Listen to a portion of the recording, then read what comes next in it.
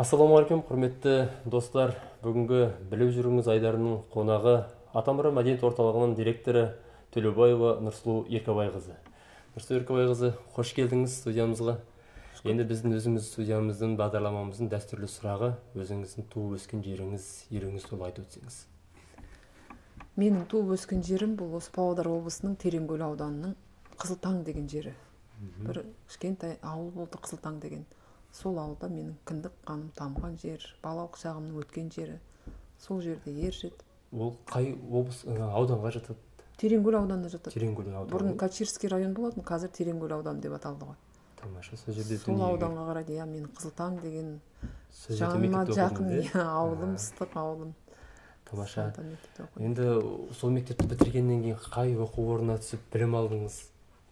Өзі сол кезде балалардың арманы кішкентай кезінен болады ғой, Ербол. Мен кішкентай кезімнен мұғалім боламын деп армандадым. Мектепте мұғалім болып сабақ бергім келді. Бірақ мен кішкентай кезімнен бәрібір өнерге жақын болдым. Біздің ауылда кішкентай ғана клуб болды, ауылдық клуб. Сол клубта, сол клубтың сахнасында өлең айтып, би билеп кішкентай кезімнен солай жүретін. Бірақ мұғалім болуды армандадым да, ол кезде мектеп біздің 8 жылдық болды. 8 жылдық? Иә, 8 жылдық мектепті аяқтап, Павлодардағы Воровский атында болатын ол кезде. Воровский атындағы Павлодар педагогикалық училищесіне оқуға түстім барып. Тамаша. Енді ол жаңағы оқу орынды бітіргеннен кейін өзіңіздің ең алғашқы жұмыс орныңыз? Иә, бұл өте бір қызық сондай кездер. Сол кезде мектепті өте бір жақсы оқитынмын. Кілең 5-ке оқыдым. Барып педучилищеге түстім. Ол жерде де өте бір жақсы оқыдым, бір белсенді болдым. 4 жылымыз зу етіп өте шықты, студенттік шағымыз өте сондай қызықты кездер болды. Бір топта 30 оқушы болдық. Бәрі жан-жақтан келген ол кезде. Қай жылдар екен? 81 жылы түстім, 85 жылы аяқтадым. Ол кезде арнайы жолдама береді ғой. Өзіңнің ауданыңа жібереді, районо дейді, аудандық білім бөлімі. Соған барасың, сол жерге барған кезде саған жолдамаң дайын тұрады. Сол ауданның қай мектебіне баратыныңда. Мен сол Тереңкөл ауданының білім басқармасына бардым, олар мені Тілеубай деген ауылға жіберді. Жаңағы Байғоныс деген совхозы болатын ол кезде. Сол совхоздың қырдағы кішкентай ғана бөлімшесі. Содан қолыма жолдамамды алып, дипломымды алып, Тілеубай деген ауылға аттанып кеттім. Тілеубай ауылына барып мектепке? Иә, мектепке барып 1-ші сыныпты алдым.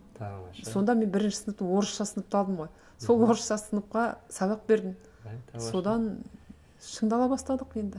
Ол жерде 81 жылы, қай жылдар 85-те бітірдіңіз ба? 85-те бітірдім жазда. Қыркүйекте мен Тілеубай мектебінде, бастауыш мектеп қана болады. Соған барып, 1-ші орыс сыныбын алып, еңбек жолымды сол жерде бастап кеттім ғой. Тамаша. Енді ол кездер енді еңбегі қалай болды екен? Ол кездегі еңбек. Сол кезде рубль болды ғой деймін, қателеспесем. Иә, солай болды ғой енді ол кезде әлі. Қанша екен қазір есімде жоқ, әйтеуір білем, ең алғашқы еңбек ақымды алдым да, үйге келіп, үйдің терезедегі перделерді жаңарттым ғой. Сол кезде мені әжем оқытатын марқұм. Әр өзінің зейнетақысын алған сайын маған ақша береді. Ол кезде шақ рубльмен саған ағыл-тегіл жетеді сол 3 рубль. Сол үйге келіп, әкемнен ерте қалдым ғой енді. Өзімше ең алғаш еңбегім үйге көмектесем деп, шешеме, әжеме көмектесем деп, ең алғаш еңбегіме осы терезелерге перде алдым. Сосын өзіме қол сағат сатып алдым. Жұмысқа қалып қоймайын деп. Сондай қызық күндер болған. Жұмыс орныңызды білдік. Енді қазіргі ағамызбен, Сергей ағамызбен қалай таныстыңыз? Қай жылдары тұрмыс құрдыңыз? Иә, бұл біздің танысуымыз бұл өте қызықты. Бүгінгі біздің отбасының тарихының ең бір қызықты сәті деп айтуға болады, Ербол. Мен осы педучилищеде оқып жүрген кезде біз таныстық хат арқылы. Қазір үйдегі отағасы менің туысқан ағаммен бірге бір неде болды, бөлімшеде, әскери бөлімшеде өздерінің отан алдындағы борышын өтеп жатты ғой енді. Мен ағаммен хат алысып жатқан кезде ағам көрсеткен ғой, міне осындай мен қарындасым бар, танысасың ба деген ғой. Ол менің фотосуретімді көрген, сосын танысам деген. Сөйтіп біз хат арқылы таныс болдық, хат арқылы бір-бірімізге хал жағдай сұрасып тұрдық. Қазіргідей ұялы телефон жоқ ол кезде дейсіз ғой. Ол кезде жоқ қой. Бір-біріңізге хат күтіп отырдыңыз. Тек қана хат жазатын заман. Немесе андай телефон шалатын. Ол кезде алыс жерлерге телефон шалмайсың. Олар Арменияда өтеді борыштарын. Содан хат арқылы ғана араласатын болдық. Қай жылдары сосын тұрмыс құрдыңыздар? мен енді студент кезінде мысалы 82-ші жылдары біз таныстық, 83-ші жыл 84-ші жыл бойы қаталыстық, 85-ші жыл мен оқуды бітірдім, ол күзде әскерден келді, әскер қатарынан. Содан мен жаңағы Тілеубай мектебіне бардым ғой енді, қыркүйектен бастап жұмыс жасай бастадым. Сол жерде жарты жыл қызмет жасадым, жаңағы Тілеубай мектебінде. Ол кезде, ол заманда жігіттер қыздарды алып қашады. Ештеңені сұрамайды, саған қыз ұнады ма? Көлігіне салады да, алады да кетеді болды. Сөйтіп мен алып қашқан. Біз енді алдында сөз байлау болды ғой енді. Бір-бірімізді хат арқылы ұнаттық. Ербол, қарашы міне, қазіргідей кездесіп, бір-біріңді көріп, түріңді, бет әлпетіңді көріп, жағдайыңды сұрап, үйің бар ма, машинаң бар ма дегенде ондай жоқ. Хат арқылы ғана сөйлесіп, хат арқылы ғана араласу болды. Жақсы, тамаша. Енді бір естуімізше, білуімізше, енді Серік ағамыздың екеулеріңіздің туған күндеріңіз бір күні. Қандай бір сәйкестік. Жылда енді туған күндеріңіз бір күні бір-біріңізді сыйлай жасайтын шығарсыздар. Сондай бір жақсы бір естеліктер болды ма, қызық сәттер болды ма? Бұл да бір үйленуіміз қызық болса, енді үйленгеннен кейін жергілікті жаңағы ауылдық совет дейді ол кезде. Соған барып некені тіркейді ғой. Соған барып енді қол қойып жатсақ, оныкі де 9-шы қазан, менікі де 9-шы қазан. Сонда білмейміз, жаңағы туған күніміздің 9-шы қазан екен. Және де сол кезде ондай да болған жоқ. Туған күндеріңе жаңағы сыйлық сыйлап, хат арқылы айтып отырмын, хат арқылы ғана сөйлестік. Туған күнің қашан екенін де сұрамаймыз сонда. Сол үйленген кезде ғана білдік, менің де туған күнім 9-шы қазан, оныкі де 9-шы қазан. Енді жаңа отбасын құрғаннан кейін сол елде қалдыңыздар ма? Енді қазір Екібастұз қаласында қызметтесіз. Бұл жаққа қай жылы келдіңіз? Иә, Серік 86-шы жылды қарсы алған кезде, жаңа жылды бірге қарсы алдық та, сол 2-ші қаңтар күні мені алып қашты. Ол Байғоныс деген ауылда тұрды, мен Қызылтаңдамын ғой енді. Аралары алыс. 7 шақырым ғана. Қыстың қақаған аязы, ол кезде қар қандай, әппақ белуардан қар, үйдің төбесіне дейін басып кетеді ғой қар. Сол кезде біздің ауылға Серік жанында жолдастарын алып, ат шанамен келеді ғой. Солай ат шанамен келіп алып қашқан мені. Қандай керемет сәт. Шанаға салып, қаңтардың 2-сі енді өзің ойла. Қар борап тұр, күн аяз. Ол кездің қысы да жақсы еді. Ол кездің қысы нағыз қыс қой. Сөйтіп шанаға бізді салып алып, қасында құрбым бар Гүлсім деген. Екеуміз көрші ауылға кеттік, жаңағы клубта би кеші болады деп. Соған кеттік көрші ауылға. Содан алып қашқан. Енді екеуміз үйленгеннен кейін сол Байғоныстың мектебінде мен қызмет жасадым. Сол ауылға тұрмысқа шықтым ғой енді. Бірден мектепке жұмысқа келдім. Және де сол кезде мәдениет үйі болды. Осы Тереңкөл ауданында бір жақсы сақталып қалған мәдениет үйлерінің бірі сол Байғоныс ауылында болды. Сол Байғоныс ауылына мен әдіскер болып қызметке кірдім. Және қосымша мектепте музыкадан сабақ бердім.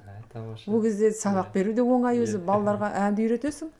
Әнді тақтаға жазасың, бірге ыңылдап айтып, жаттатып, сөйтіп үйрететінбіз. Сөйтіп 2 қызметті алып жүрдім 86 жылдан бастап. Сол жерден енді 94-ке дейін, біз 94-ші жылға дейін сол Байғоныс ауылында тұрдық. Сол жерде балалар өмірге келді сол ауылда. 3 баламыз сол Байғоныс ауылында туды. Сосын 94-ші жылдары енді елімізде қайта құру кезеңі басталды ғой. Ауылдың жағдайы сол кезден бастап қиындай бастады. Көбі қалаға көше бастады. Айналамыздағы туған туысқандардың көбі осы Екібастұз қаласына көшіп кетті сол кездері. Біз өзіміз жалғыз ауылда қалып қалғандай болдық. Сосын бізде жоқ, туыстардың жанына барайық деп, біз де сол 94-ші жылдың қыркүйек айында Екібастұзға көшіп келдік. Содан бері 25 жыл Екібастұзда тұрамыз. Өте тамаша. Енді 94-ші жылы Екібастұз қаласына келсеңіз, сол Екібастұзға келгеннен кейін қызметіңіз осы Атамұра мәдениет орталығына келдіңіз әлде? Иә, ол бірден Атамұра болған жоқ. Мен енді өнер саласын өте жақсы көріп жүрдім, бірақ көшіп келгеннен кейін ол кезде әлі білмейсің, қайда барып, қайда қызмет жасап, Екібастұзды танымайсың, бөтен қала, танитын адамдар да жоқ, жаңағы өзің туыстарынан басқа. Жолдасым бірден богатырь разрезіне жұмысқа кірді. Мен жұмыс іздей бастадым енді. Ол кезде мектепте де мұғалімдер бәрі өз орындарында жаңадан келіп жатқандар.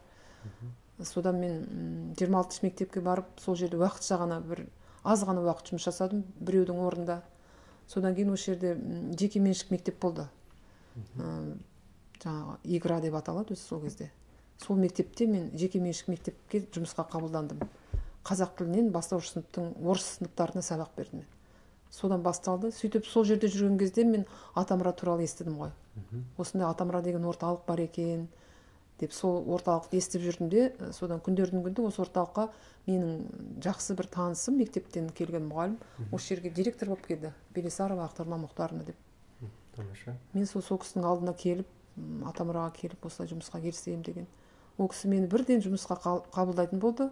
Сосын мен ана мектепті тастап осы мәдениет саласына Атамұраға бірден ауысып келдім. Тамаша. Содан бері Атамұрадамын. 99 жыл. Неше жыл болды қызмет атқарып жатқаныңызға? Биыл міне қыркүйектің 4-і күні 20 жыл болыпты Ербол. Тамаша. 99 жылы келдім, міне биыл 2019. Содан бері осы Атамұра деп келе жатырмын. Енді Атамұра деген кезде қалада, енді қазір Екібастұз қаласында болсын, облыста болсын, барған жерде Атамұраны жақсы біледі. Бірақ енді сырттан келе жатқан кезде халық кейде ойлайды, осы тұрған мекеме қандай мекеме екен деп, мүмкін қандай да бір жаңалық ұсынар ма едіңіз? Мүмкін сыртынан өтіп бара жатқан кезде мекемені көріп, бұл Атамұра екен ғой деп. Айтты, шынымен де өзімізден де сұрайды, бұл қандай мекеме, ішінде не бар деген секілді. Сонда бір қандай бір ұсыныстарыңыз болар ма екен, әлде қаржылай ма, кейде бір елге айта алмай жүрген ұсыныстар болады ғой. Мүмкін камерадан көріп, мүмкін демеушілеріміз тауып алар ма деген.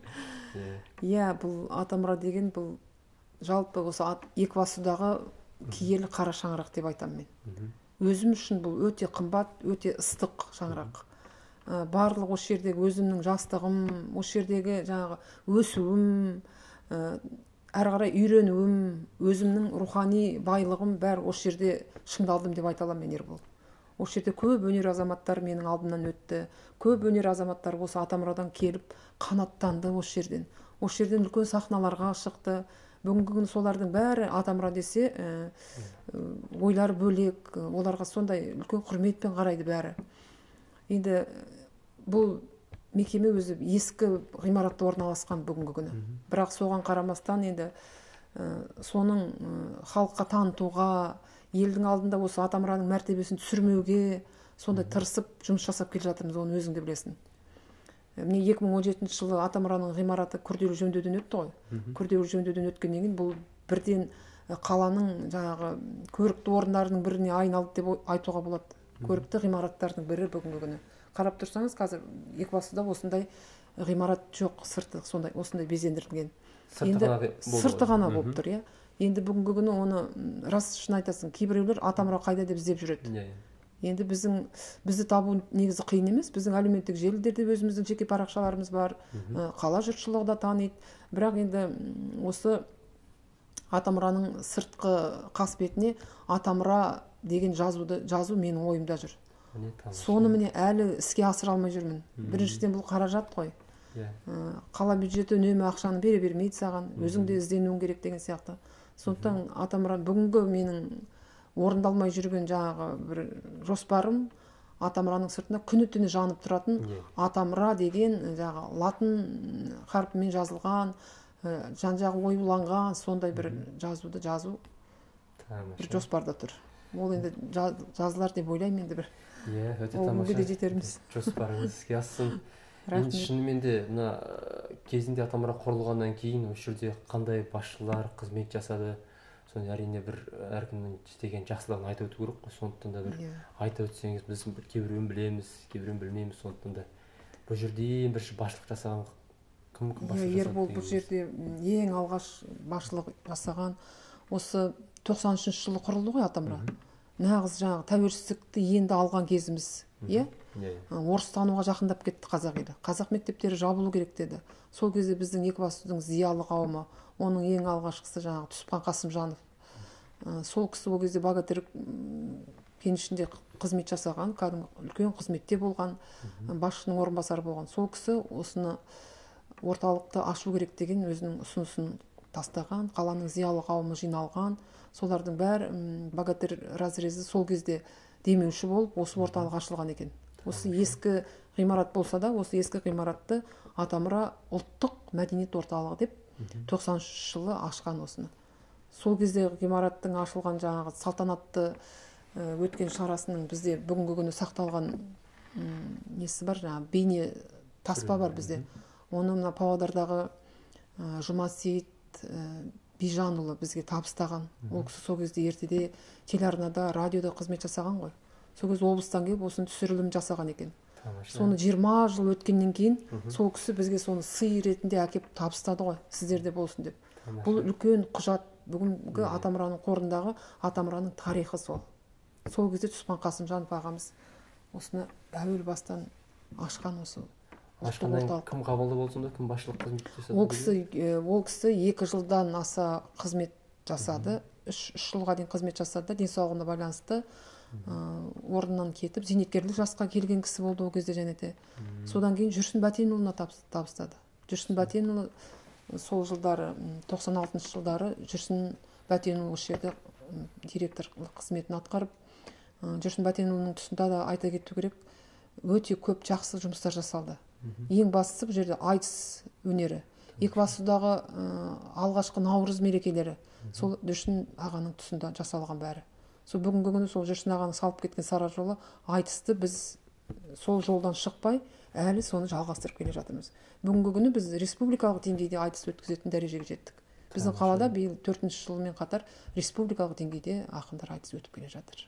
Өте тамаша. Ағамыздың жаңағы бастап кеткен бастамасын жалғастырып жатырмыз. Әлі де жалғастырып келе жатырмыз. Жүрсін ағаның салған сара жолы, Жүрсін ағаның жүрген ізі осы жерде қалды. Бүгінгі күні соның бәрі бізді қала біледі. Мысалы, Жүрсін ағаның ұлы Қуаныш Бәтенұлы бізге өте көп көмек жасайды. Сол талай айтыстарды жүргізіп келеді, талай шараларды жүргізіп келе жатыр осы орталықта. Тамаша. Енді жаңа өзіңіз айтып отырсыз, осы міне Атамұра мекемесі құрылғаннан бері жаңағы қаншама адамдар енді басшылық жасап отыр ғой. Бірақ енді халық әркімнің жұмысын көргенін айтады, білгенін айтады. Бірақ шынымен жаңа өзіңіз айтпақшы, Жүрсін ағамыздың айтыс өнерін әлі де айтып жүрді халық. Кезінде Жүрсін ағамыз осындағы айтыс өткізетін деп. Сондай бір бастан мүмкін сіздің де ойыңызда бір жүрген шығар. Енді кезінде осы Нұрсұлу Еркебайқызы жұмыс жасаған кезде осындай бір із қалдырып еді деген секілді ойыңызда қандай бір жоспарлар бір жаңа бір жоспар дейсің ба, Ербол? Жоспар өте көп. Жаңа Жүрсін ағадан кейін айтпадым ғой, одан кейін тағы да біраз директор, 7 директор осы жерге, маған дейін 7 директор осы жерде болды. 8-ші директор болды. Мен 8-ші директор болып отырмын енді, 7-шіден кейінгі. Енді ой мақсат өте көп Ербол. Сол кезде Түсіпхан ағамыз ашқан кезде, осы кезде Шалқыма деген ұлт аспаптар ансамблі болған осы жерде. Сол ансамбль кейін енді ол кісі өмірден озды. Жаңа Шәкен Рақышев ағамыз өмірден озды. Жан-жаққа адамдар көшіп кетті. Содан кейін көп жылдардан бері Атамұрада ұлт аспаптар ансамблі болған жоқ. Мен осы орталыққа келген кезде ең бірінші мақсатым сол болды. 2010 жылы келдім, сол күні келе сала оған дейін енді әдіскер болдым ғой. Сол ойлап жүрген арманымды, мақсатымды іске асырдым деп ойлаймын. Атамұра ұлт аспаптар ансамблін құрдық біз. Атында өзі Атамұра деп қояйықшы деп өз ойым болды, сол Атамұра деп қояйық деп. Сол Атамұра ансамблі бүгінгі күні енді қызмет жасап келе жатқан өзіңді білесің. 2016 жылы ансамбльге халықтық деген атақ алдық, министрдің бұйрығымен. Ансамбль бүгінде өзінің жұмысын жасап келе жатыр. Бүгінгі күні мақсат сол Атамұра ансамблін жоғалтпау, оны одан ары дамыту, одан ары жұмысын жақсарту. Тамаша. Енді сол жаңағы естуімше өз жерде енді Атамұра мәдениет орталығында Атамұра ансамблі бар.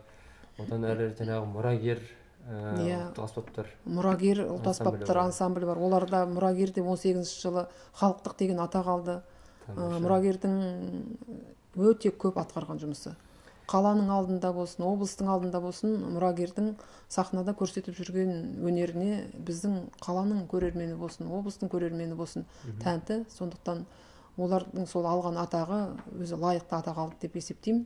Әлі де осы ансамбль өзінің жұмысын жалғастырып, одан бетер халыққа қызмет жасау жолында бүгін сол өздерінің жұмыстарын жасап жүр мұрагер ансамблі. Енді мұнда бізде WhatsApp арқылы бүгін қазір сіздерге деген біраз сұрақтар қойылады. Сол сұрақтарға біраз жауап берсеңіз. Атамұра мәдениет орталығында басшылық қызметте жүргеніңізге қанша жыл болды дейді? Мен 11-ші жылы келдім ба? 8 жыл болған ба Ербол? 9 жыл болды. Биыл 9 жыл болды. Тамаша. Келесі жыл 10 жыл болады екен. Яғни 10 жыл болды. Уақыт деген қандай зымыран десейші, тез өтті. Тамаша. Әрі қарай екінші сұрағымыз, қаламызда мәдениеттің дамуына не жетіспейді дейді? Не жетіспейді? Қаламызда енді білмеймін, біраз мәдениет жұмыстар атқарылып отыр, бірақ жетіспейтін қандай бір жұмыстар бар да. Иә, істелетін жұмыстар әлі көп қой мәдениет саласында. Мысалы, көрермендердің пікірін естісең, әркімнің ойы әртүрлі ғой. Мысалы, концерт өткеннен кейін әркім өзінің пікірін жазады. Мысалы мынандай бір ұсыныс болды бізден. Атамұра ансамбль туралы айттым ғой жаңа. Сол оркестр болу керек дегендей.